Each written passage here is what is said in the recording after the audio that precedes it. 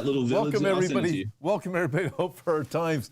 You may have heard a voice in the background. That's my guest today, Pete Garcia.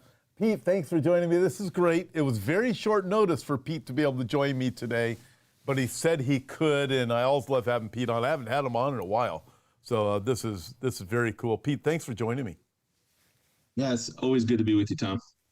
So you were showing me things, which we're going to get into off the record, and then still right when we started too. But we're going to talk about Canada because Canada has various problems, not just Trudeau. I want Pete's opinion on Syria. I'd also like Pete's opinion on drones because I'm pretty sure Pete has some things to say about the drones. We're going to talk about Israel. I want to ask him about Trump, even his new ambassador Huckabee, who's very pro-Bible, Christian, pro-Israel. Lots of things to talk about, and we want to take your questions too. So, Pete, what do you think about all those? I think that's a big grab bag there, man. But I think we can tackle it. Well, let's throw the rapture into it too. All right. Well, let's start. Let's do it. Wouldn't that be great if we were raptured before we were done here? Hey, so let's just start right off the top. Again, everybody, this is live. So send in your questions. We'll get them. We'll take them. We'll do whatever we can to answer all the questions that we possibly can. So, Pete, let's roll with this. Let's start off here with Canada. So Canada has some problems. You got Justin Trudeau, looks like he may be out of a job. And you were talking about other problems that Canada has also.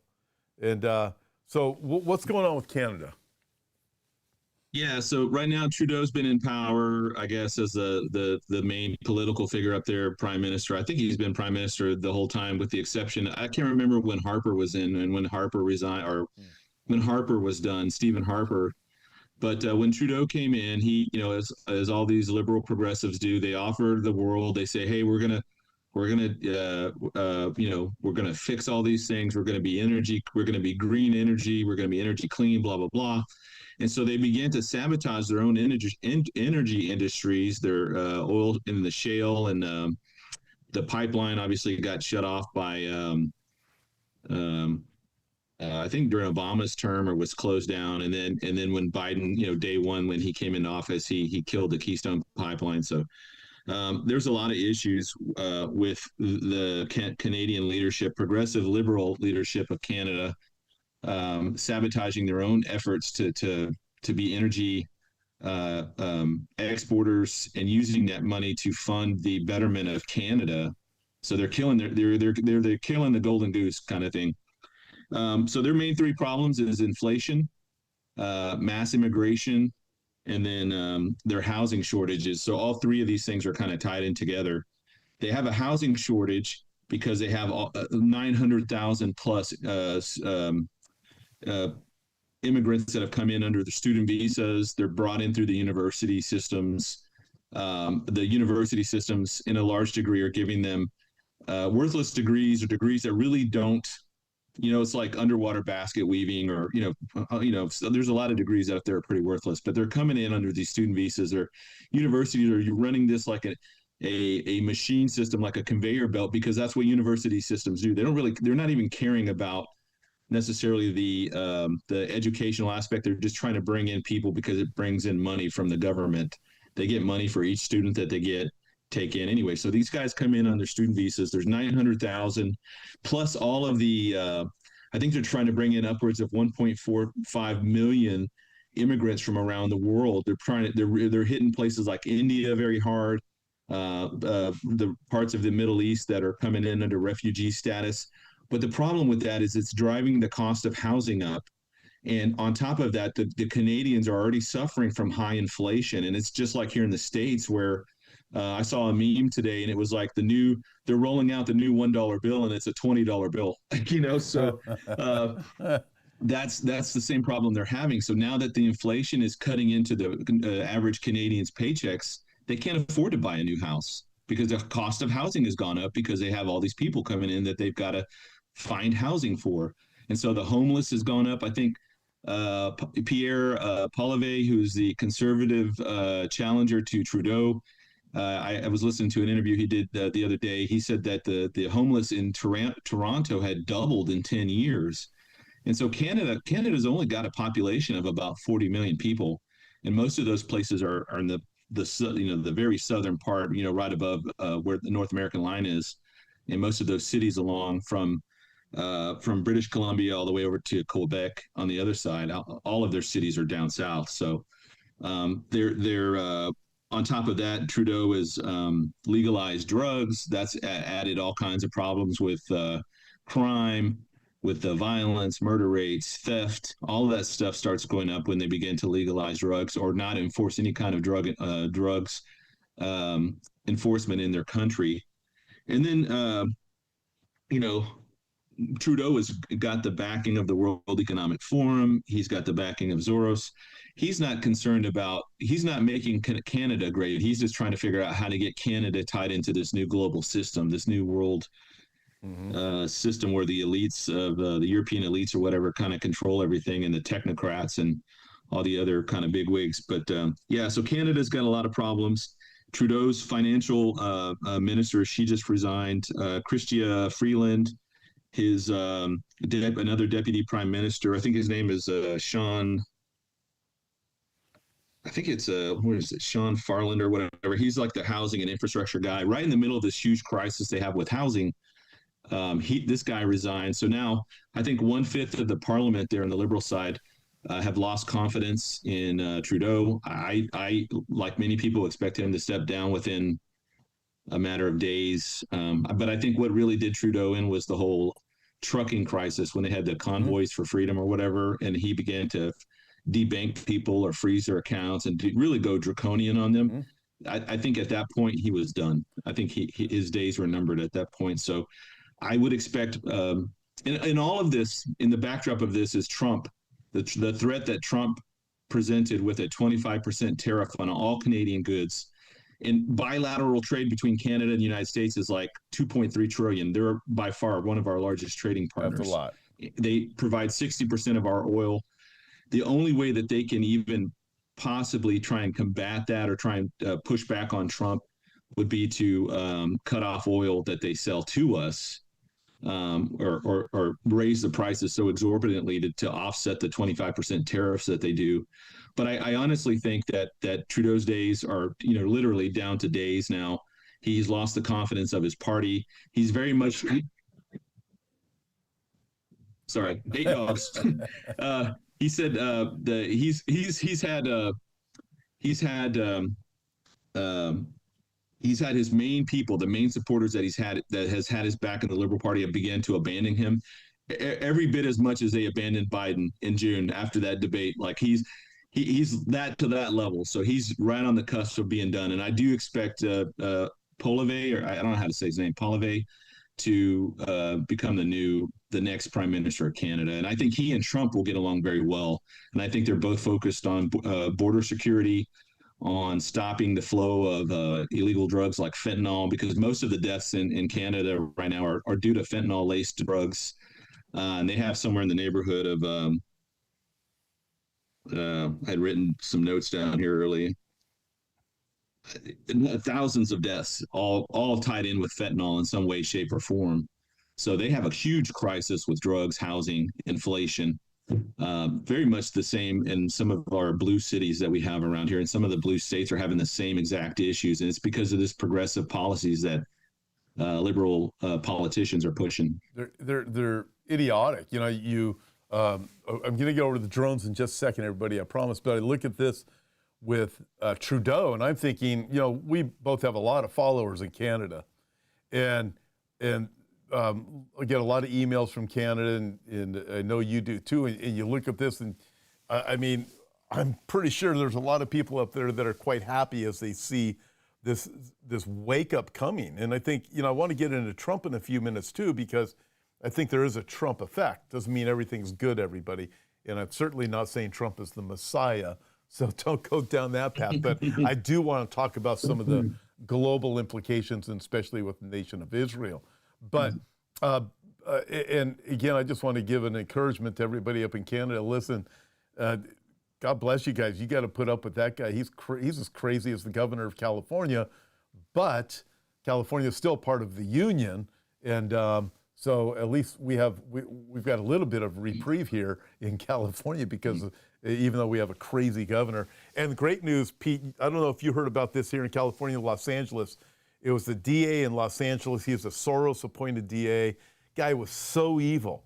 You know, somebody rapes a woman, they wouldn't go to jail under this guy, even though all the facts were there and everything.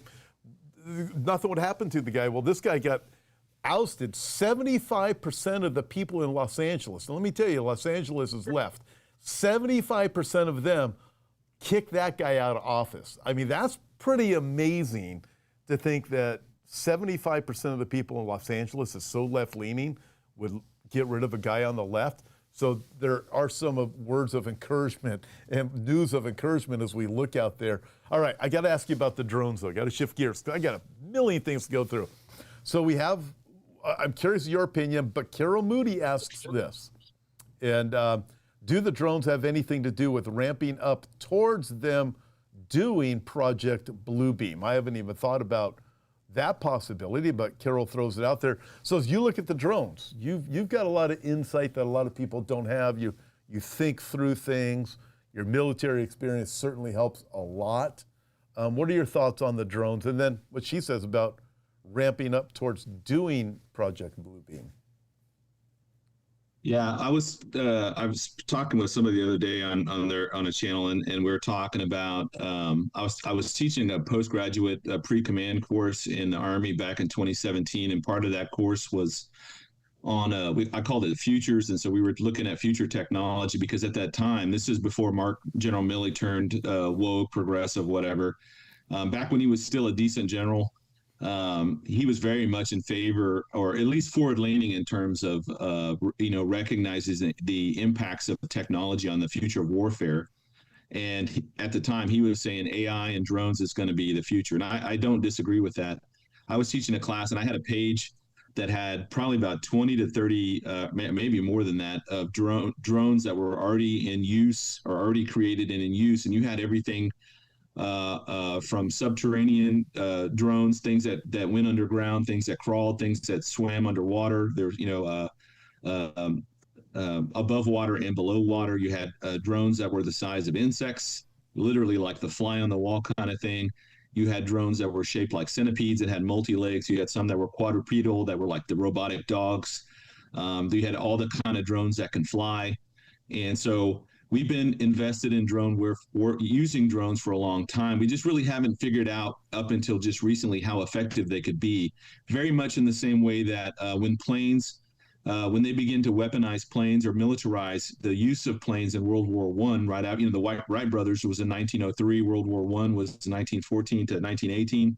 So during that time period, they started to figure out, hey, we can use these planes to spy on the enemy, because before that they were using like hot air balloons to kind of go up to altitude to see what the enemy forces were, where they were arrayed and what they were looking, where their defenses were and stuff. Now they could use planes.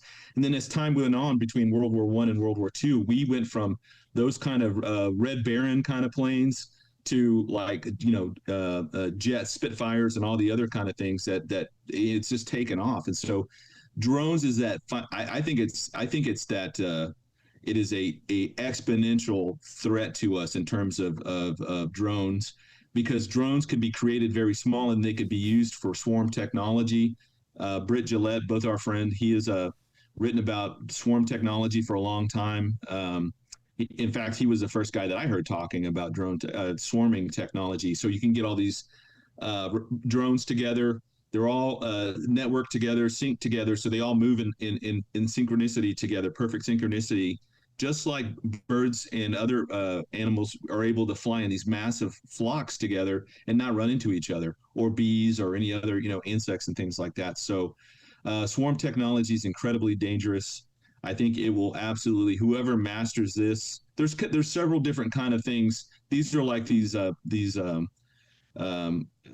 not crescendos, but these kind of reflection points or whatever, inflection points, where like once you cross this level and you're able to do this, you can kind of dominate other countries for a while until they catch up to you. It's the drone technology, especially, and how it relates to swarming technology, making all these little drones move together. they could take out an F-35, they can take out an F-22, they can take out a Navy ship, one of those big carriers that launches all the other jets and stuff. They can take those things out, and we don't really have a good defense for it.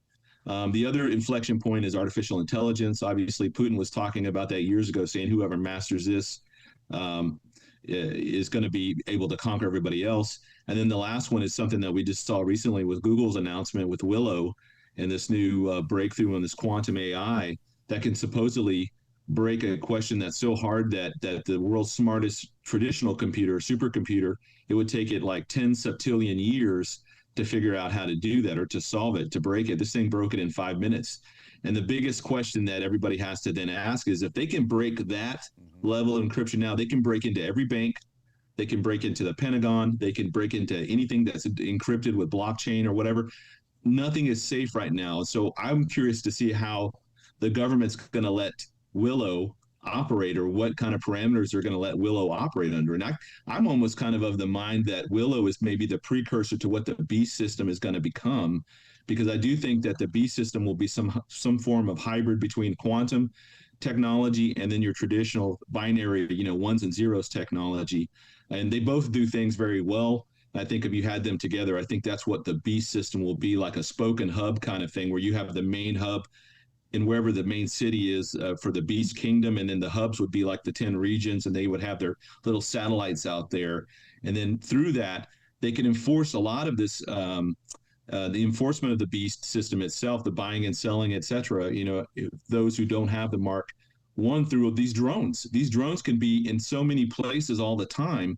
And we talked about this in New Zealand when I was talking about my Ghost in the Machine presentation, and I was talking about how right now in Russia, or in the conflict between Russia and Ukraine, both sides are doing this now, but you can set these little drones out there, and they will just lie dormant in a field until somebody walks by or a platoon walks by, and then it activates them, and those things autonomously can go up and then report, are obviously going to be reporting their grid coordinates where they are, and they're going to go down and smash into this platoon and kill people, explode or whatever the case is.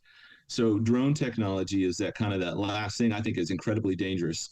AI, drones, a super quantum computer that's AI. I mean, come on, that's the recipe right there for global tyranny. That's going to be incredibly dangerous. Well, what you just described is what the Bible says. It'll be a system that you won't be able to escape from. And Revelation 13 also says, who is like the beast, who is able to make war with him? And you go, everything you described is all this technology, you can't make war against it. I mean, the way you described drones even taking over an aircraft carrier, start looking at that. Well, that is really amazing. Okay. You also mentioned Willow. It wasn't on the talking points I was going to ask you about, but I'm going to ask you there in a minute. But I want to finish a little bit more with the drones. I got another question from Peter McIntyre. The last question was, do you think it could be a setup for Project Bluebeam, which was from it was the 1990s, I think, where it appears to be UFOs. Could it be something? These are drones. So her question wasn't, are these UFOs? I think we all would agree they're not UFOs. But her question was, could it be a setup for what perhaps the military or government is planning to do? I mean, I'm curious. I mean, I have my own thoughts on what the drones are. This question I have right now, and then take it away more on drones if you want to. But I'm really curious about this current ones. So Peter McIntyre says, do you think the drones will become a permanent fixture throughout the USA and possibly become the norm throughout the world as a big brother? So I had Dave Bowen on yesterday, and he brought up documents about this, basically the drone technology coming to control the masses of people. So when you look at this, is this experimental? Is it to see how people are going to react? Are they looking for radiation? I talked about Sunday nights, looking for nukes. But I mean, you look at this, Big Brother makes a whole lot of sense. But everything you described is these drones with AI, and then you throw Willow in there, is complete control. So your thoughts on this aspect of it, Big Brother aspect? Well, this is so multifaceted. So for Yeah, one, yeah, it is. I've been, since this has all been breaking news, I've just taking everything in. I've kind of come to the conclusion that this is not just one thing, right? So in one regard, the stuff going over New Jersey, I think may be some form of top secret government program where they're working with a company like Skydio or Raytheon or Lockheed Martin or whoever the case, whoever's creating these. And there's a ton of companies that make these. I think it's Skyvax or something to that effect. But there's a bunch of companies that have begun to subcontract through DARPA and other groups to make drones. And back in 2009, I was part of an Army program called the Directorate of Combat Doctrine and Development. We planned 10 to 20 years into the future. So I was tasked at the time, we're looking at medevac options for drones. I was looking at Israel. Israel at the time had one of the world's the leading medevac drone technology. It looked like the Sand Cruiser on Star Wars 1, the first Star Wars that we watched at the very beginning, the New Hope or whatever, when Obi-Wan Kenobi and Luke are flying into the town there to meet up with Han Solo. That thing, that Sand Cruiser they're on, it kind of looked like that without the top part. It was just flat. And that thing had the rotor blades encased inside of both the front and the end of it. And they could fly that into thick trees. They could fly it into a little alleyway. You would load the patient into like an Israeli soldier. You could roll that patient in there, hook them up to the IVs. There's monitors. It's all air conditioned and temperature controlled inside of it. And then that thing could fly out of there and evac those soldiers, those wounded soldiers out of there. I don't know that they've used it in this conflict. I haven't seen it anywhere, but I know that technology the Israelis had back in 2009, and they're big and they're probably about the size of a car. So I know that those kinds of things can fly since at least 2009. Wow. The other problem that we have with all this technology is that, back in Eisenhower's day, he signed in 1954 Executive Order, was it 10501, basically creating the whole classification system. And by Article 1, Section 1 of the Constitution, Congress is supposed to have oversight over everything the government spends money on or invests time, et cetera, resources into. That's why we have all these committees, subcommittees, et cetera, inside of Congress and the Senate, or in both houses. This is where over the decades, this classification process has become a huge problem, because now this is a way that the intelligence communities can hide funding and resources and all that stuff on these black budgets away from Congress, because they can say, well, it's secret. You don't have the requisite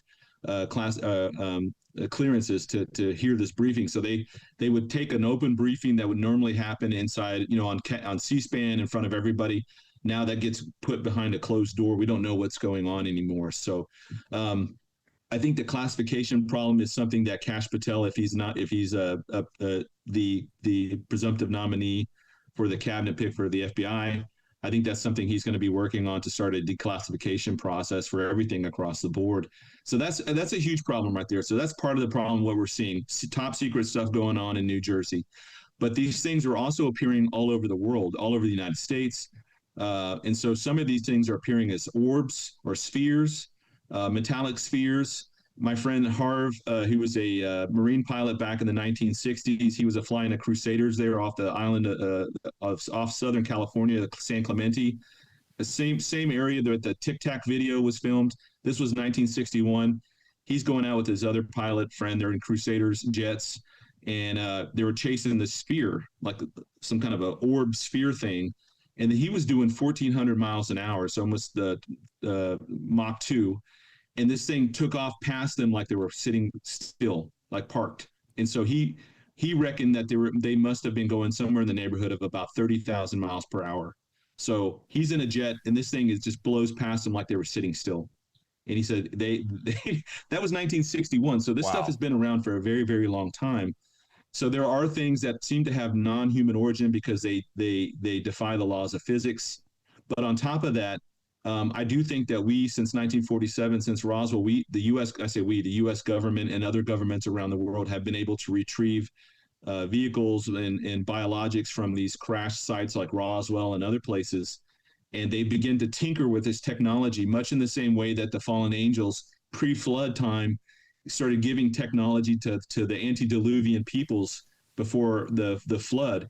teaching them how to make swords, how to make, how to make the certain kinds of metals, how to make makeup, how to make potions, and all sorts of things. If you subscribe to the Book of Enoch's explanation on all this, the fallen angels were giving forbidden information to humans. And I think this is kind of the same way, but kind of a workaround, right? They crashed this thing in here, and now we have this technology. We're like, ooh, what do we do with this? And so we begin to tinker with it. And so I think some of that technology, that top secret technology that are on the black budgets, are crashed UFO technology or alien technology. I would say fallen angel technology, but it's stuff that they've left for us, and now we begin to mess with it. And now I think some of this technology that we're morphing into, to include quantum computing and other aspects of information processing, and I think some of that has been funneled into these programs. And we know the FBI, the CIA have spent money on very fringe topics like psionics. What do you call that when you can see when you're looking through your mind to some other place? Project Stargate, MK Ultra, MK Often. I mean, there's a ton of projects that top secret projects that have now been declassified, where the intelligence communities are very, very much interested because they know it's real. And for example, when you get like a program like Stargate, where you may bring in 100 candidates that claim that they have some kind of psychic capabilities, well, out of that 100, maybe 98 don't, but 2 do. So they know it's real, and they want to tap into that. And one of the examples of a guy, that one of the most well-known guys, he said, hey, when they brought us in, this is how they begin to test us. They would put us in a white room, white table, white chairs, everything. They would bring in a clean sheet of paper. It would just have a lat long on there, a latitude, longitude, grid coordinates on there, 6, 8, 10. I don't know what the length of the grid coordinates were, but they would give them that, and the guy would simply look at it, and then he'd flip it over and begin to draw what he saw. And he would get it right over and over and over. He was able to see wherever, he didn't even know where that grid was. So that power, that capabilities is real, because I think the fallen angels, the demons, whatever you want to call them, are able to sometimes work through people or give people that information.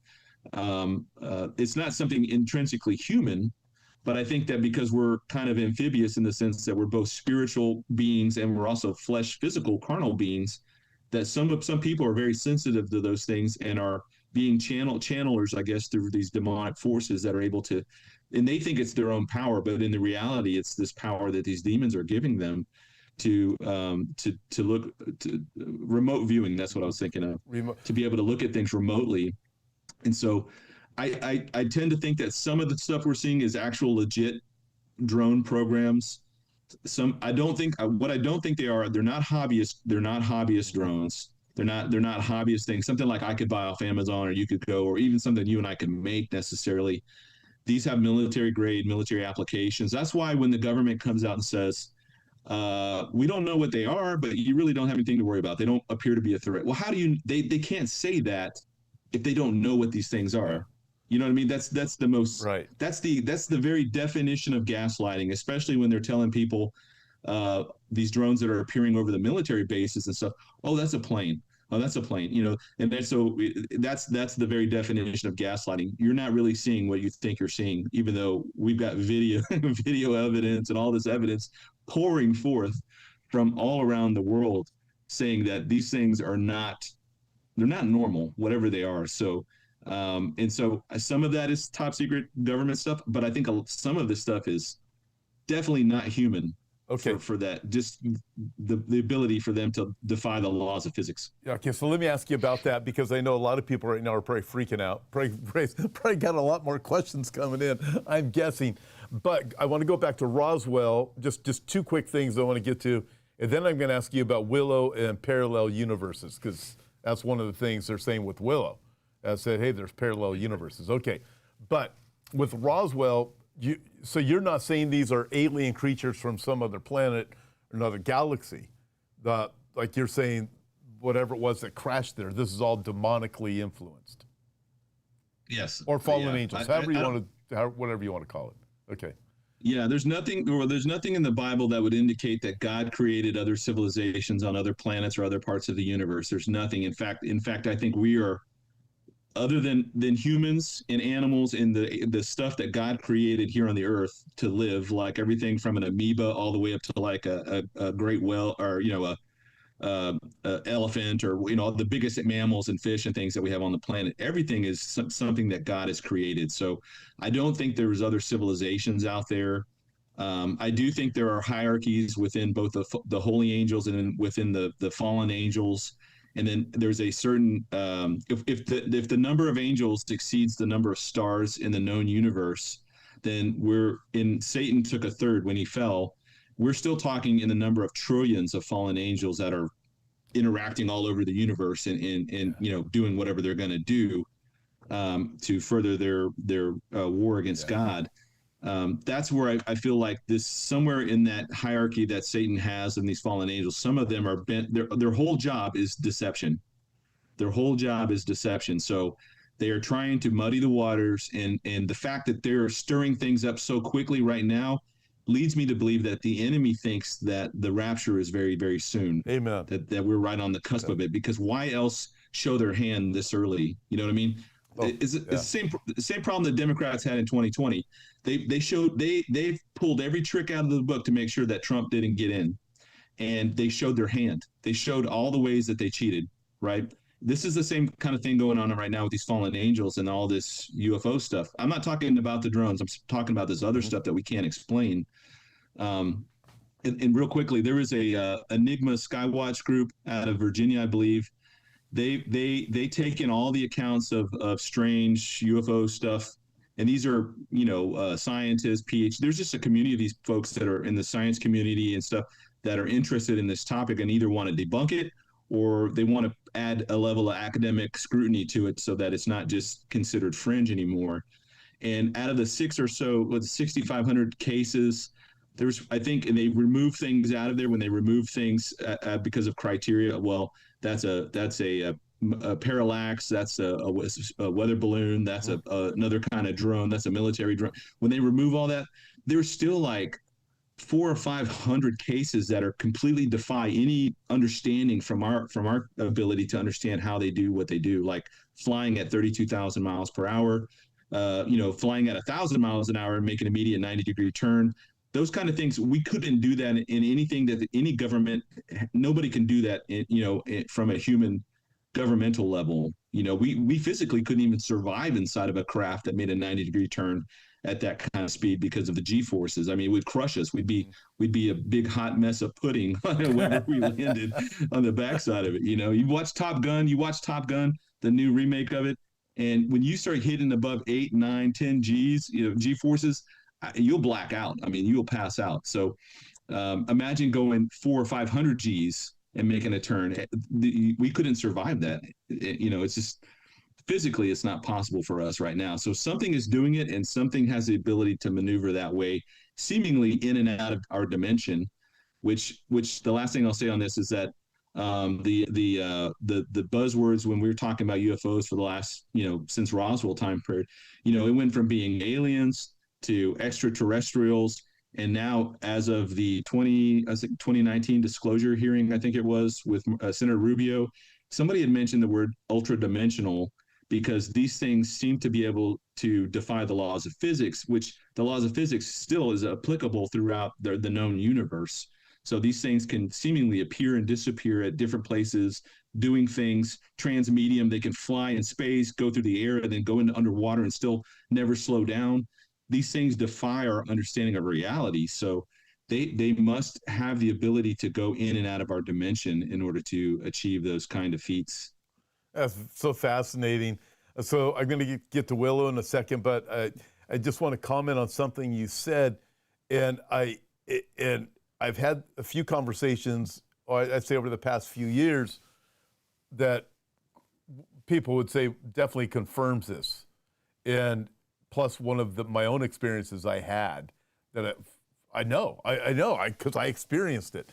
But so it was just a conversation not too long ago. It wasn't on air. It was just somebody else.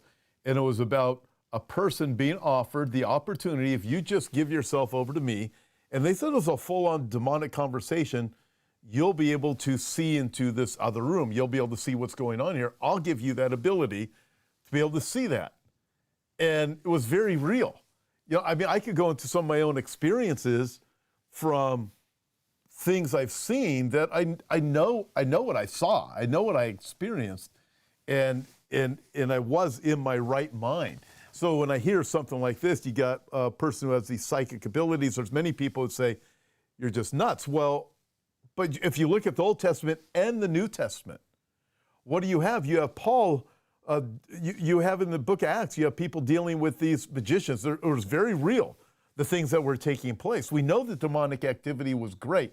When you go back into the New Testament, what do you have? It's casting out of demons. Did all of a sudden the demons go away? Are they just gone?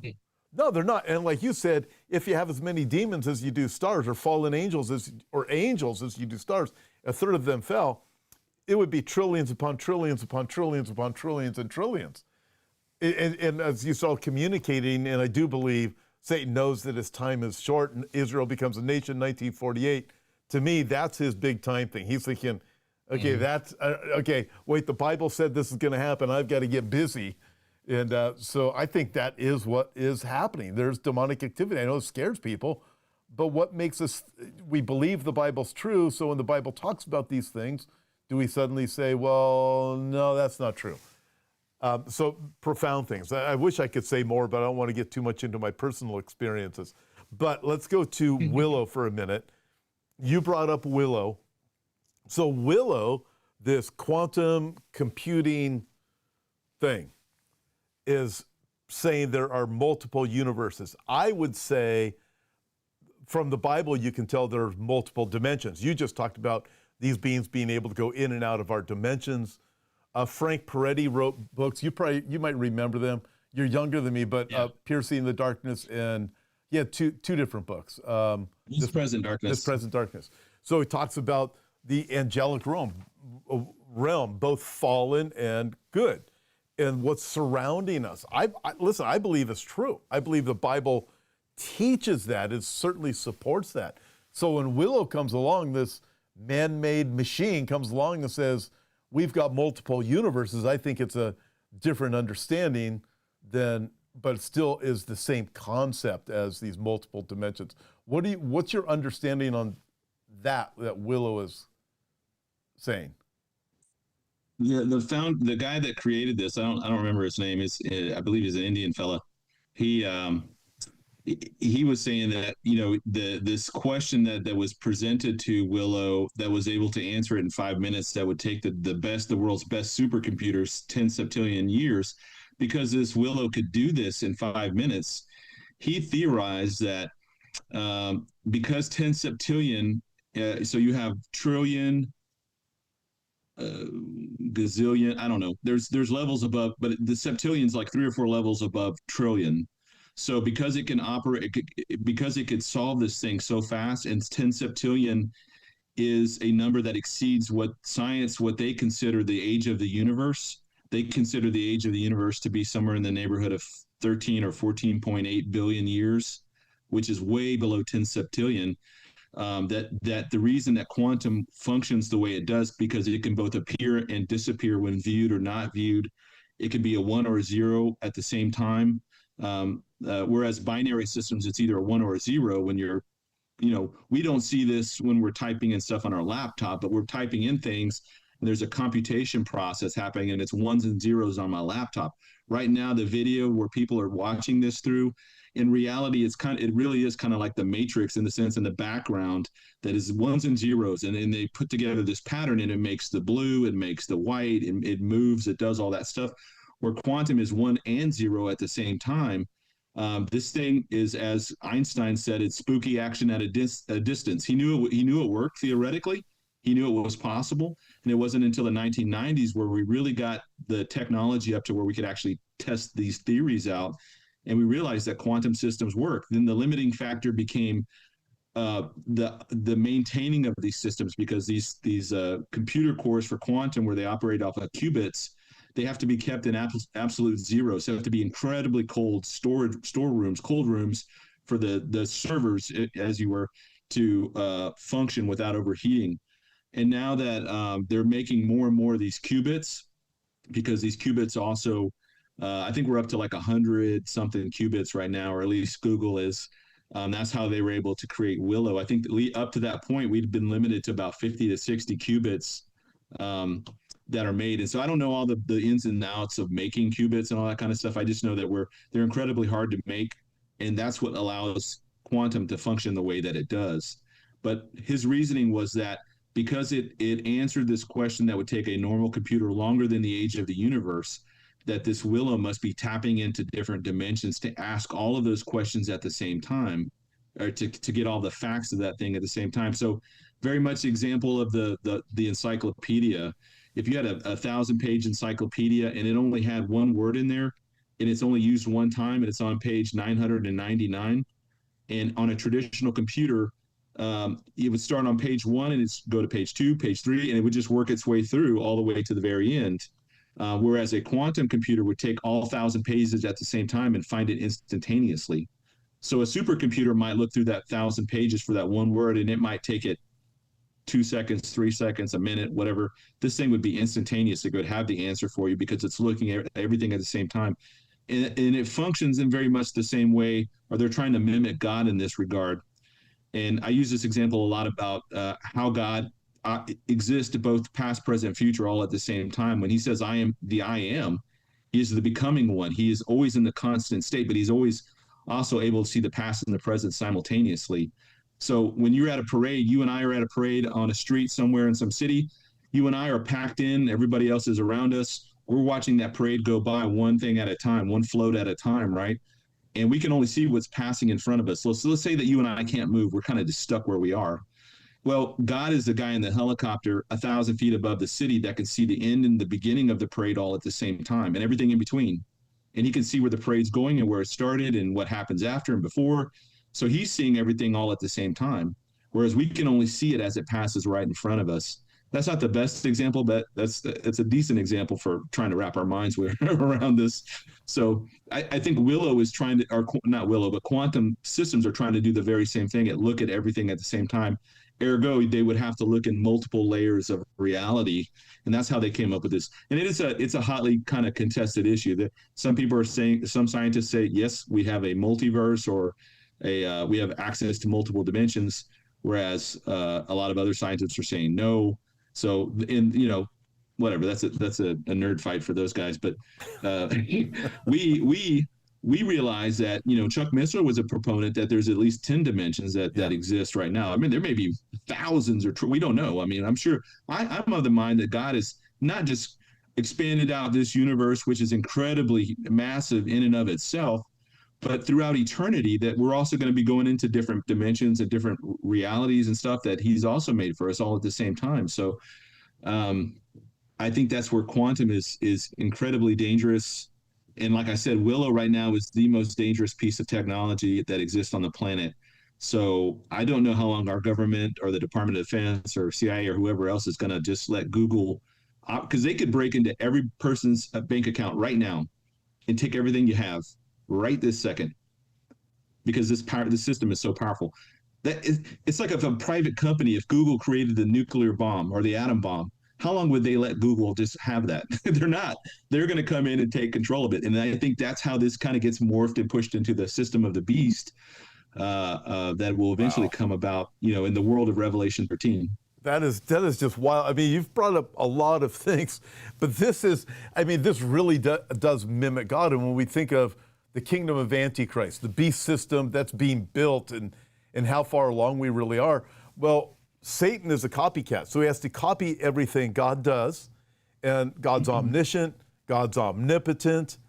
You start looking at, he's all powerful, he has all knowledge. You start looking, he's omnipresent. This system that is being built will definitely convey to those who are being deceived that Antichrist is God.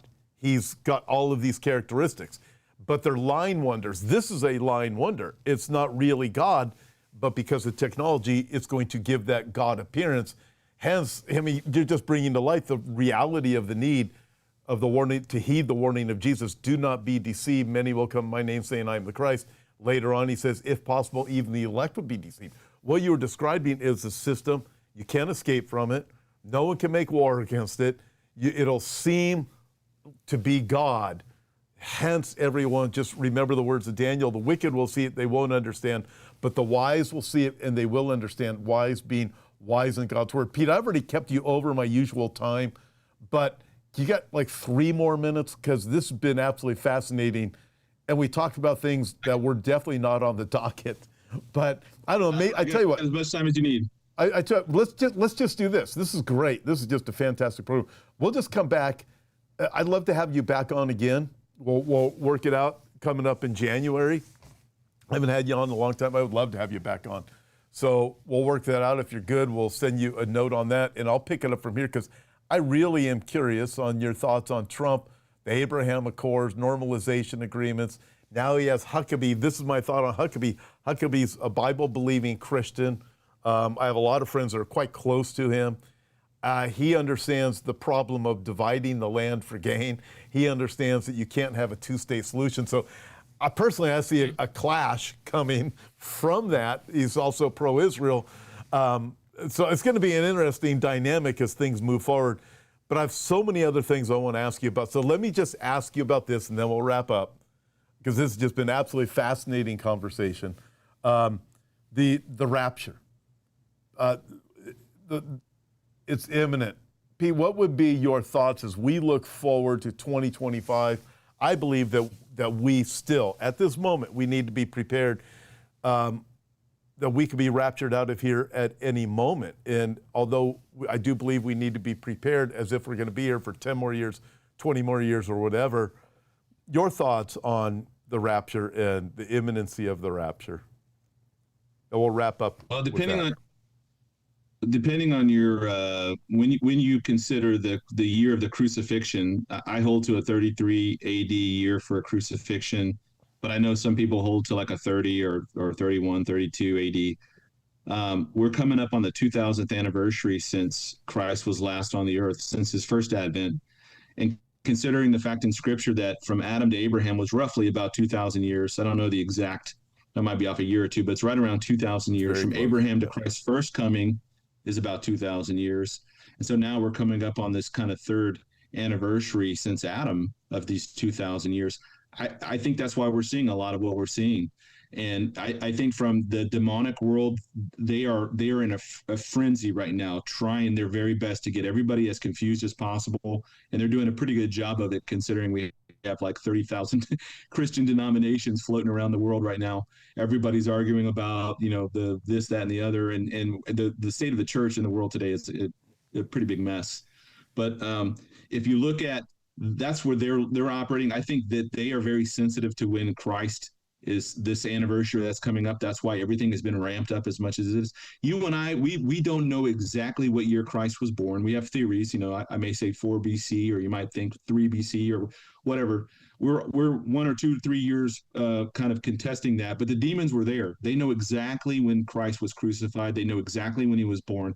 They know exactly. So for them, I think this 2000th anniversary is very, very significant for them, which is why the World Economic Forum has been so laser focused on doing this great reset in the year 2030, why the United Nations is also focused on it. It seems that's kind of like this fulcrum year that we're in right now.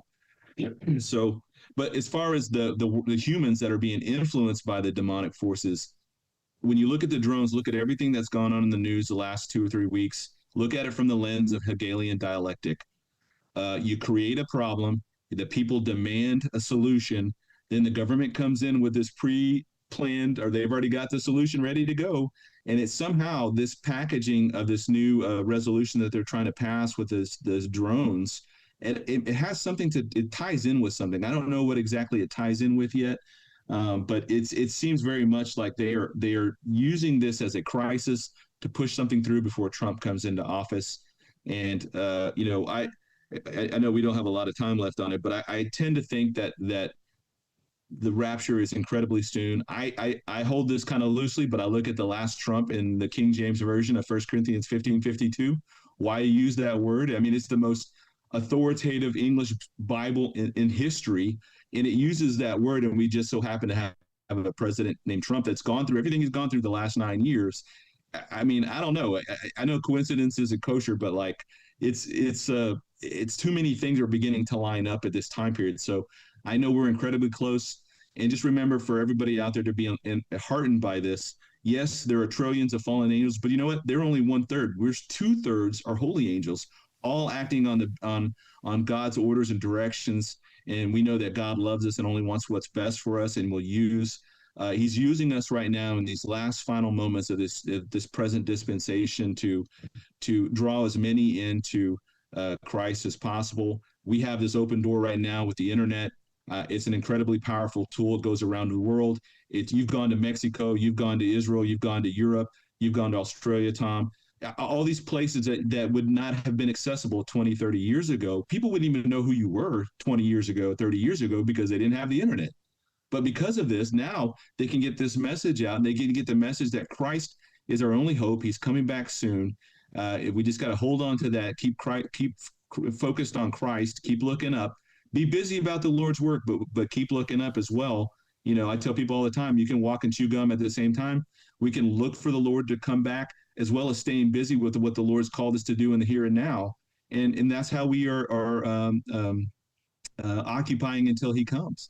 And I think for me, it's incredibly enlightening and heart and gives me great hope in knowing that He chose me, He chose you, He chose everybody watching this right now to be here at this time in this place to witness all of these things unfolding. And I think it's only going to get crazier and crazier, but we have that hope in Christ.